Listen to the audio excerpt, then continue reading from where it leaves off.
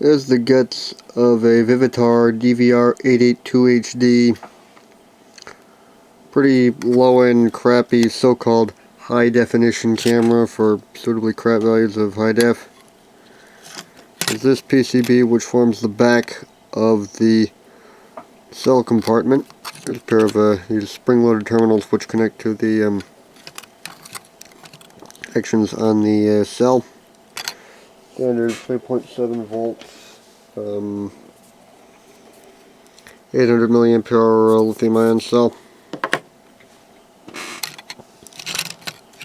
These, which are the various interface buttons, some of which have these metal domes on them, and the two that are the standard conductive rubber and PCB trace type buttons, fairly typical, and of course very unresponsive in this particular camera. Some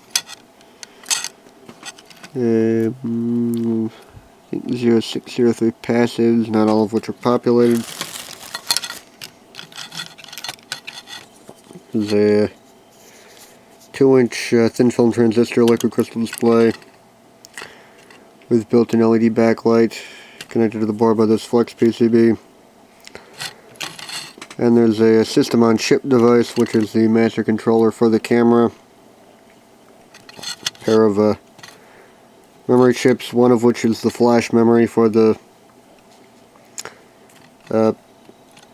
onboard or the in-camera recording memory. One of which is the RAM for the system on chip device. Bunch of passives. That device, which is I think an amplifier for the audio video out. It's a standard 1/8 inch TRRS connector. Got plastic thingamajig. On the other side of the board there's a SD card socket, pair of watch can crystals, one of which is a bit of capped on tape. Buy that one just to keep it from shorting out those components. There's that device, which is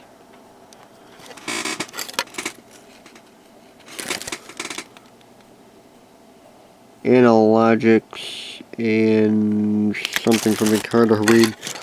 But that's I think a HDMI interface chip, just line drivers and stuff.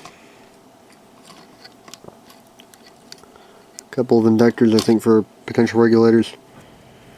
The actual camera, the TRRS connector for the audio video output, a speaker, and this board, which has the built-in illuminator, which is a pair of white LEDs, a very dim, pretty much only really effective for about a foot in front of the camera. Which also, and this board also has a microphone and a pair of status LEDs for things like charging and USB interface and blah blah blah. And a transistor probably for controlling the two LEDs. And it is connected to the board by this 10-pin receptacle right there. So yeah, pretty typical for a cheap camera. And then there's that assembly on the end, which is just a USB connector. And the lens for the illuminators. So yeah, pretty typical for a cheap camera.